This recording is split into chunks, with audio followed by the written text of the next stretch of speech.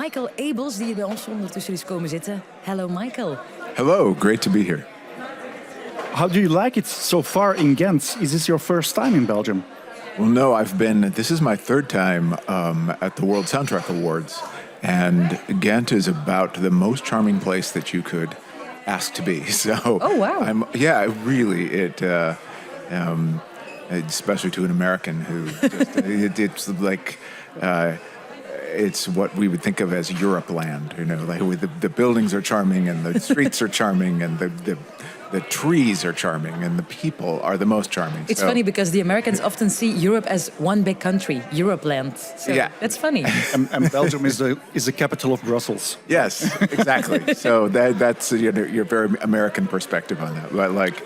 But when I imagine a charming place that has a lot of history, Ghent kind of embodies the picture of what you'd have.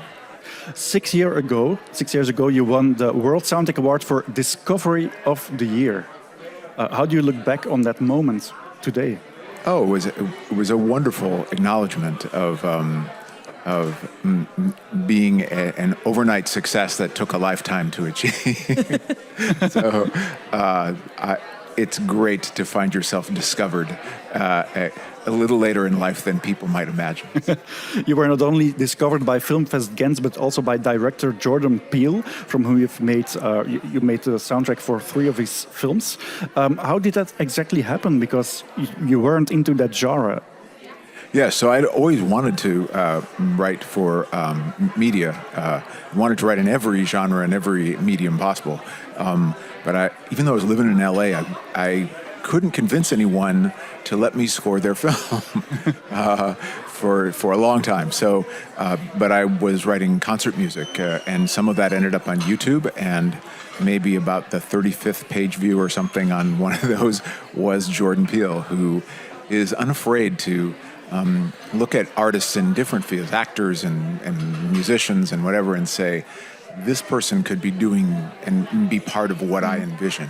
He's very much a visionary in that way. And so he had producers hunt me down and call me, and they sent me the script to Get Out just because they convinced me that this guy named Jordan Peele wanted to talk to me about the music. And I thought it was a joke, but fortunately I let them send me the script because it was amazing.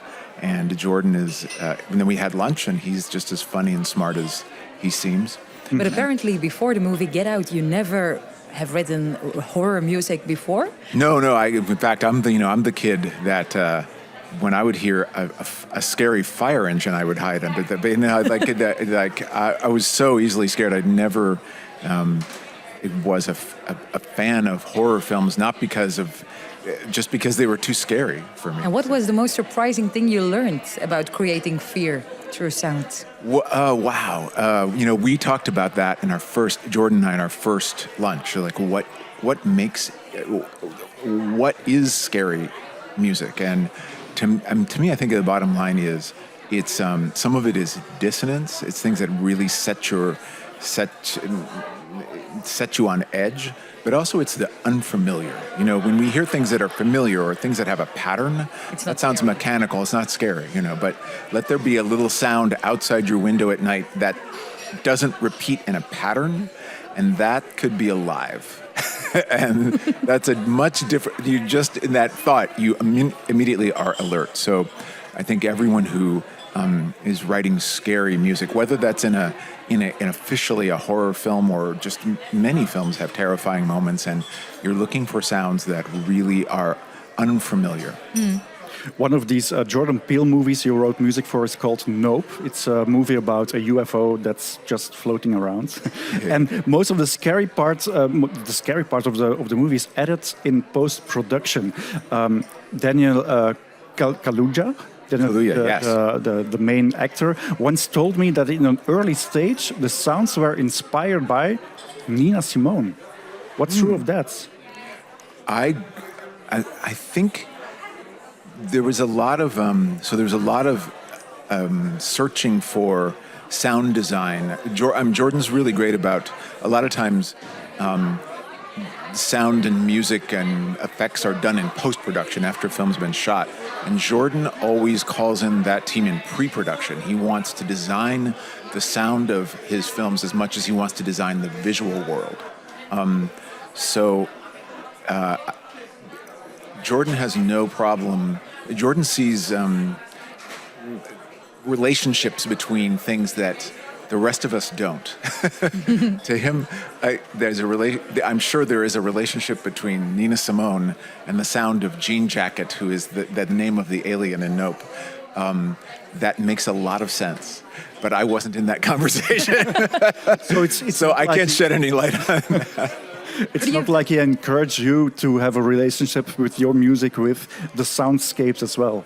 Oh, well, the soundscapes, absolutely, yeah. Like Johnny Byrne, who did the sound, we were talking during production before we had, seen any of it about what the alien would sound like and how that sound could interact and live with music. Because in every film, the sound design and the music need to live in the same sonic environment and share space. So it was great to talk with him about that, and he would send me some of the sounds he was working on, and then I would respond to that in those scenes. Now I'm thinking of the music of Nina Simone myself, and you can tell I'm getting distracted just by that thought. So sorry, I'm so sorry. No, it's so creative, and now he has this way of saying things that inspire you. You distracted him completely. Robbie. Like, that's so beautiful. But I still have one. I don't have an answer. Last question for you, Michael, because It's beautiful. one question we ask to everyone here today is we're on a quest to find the most beautiful film music. That's why we are here, and we are very curious to hear your choice. Is it something of Nina Simone? It isn't. But so among my favorite scores is one to. It's a throwback. It's Bernard Herrmann's Vertigo. So that's one I would choose for you to play. It's a great choice, I think. I think so too, yeah. Thank you so much, Michael Abels, for your time, and enjoy your evening here in Ghent. Always Thanks so welcome. much. A huge pleasure.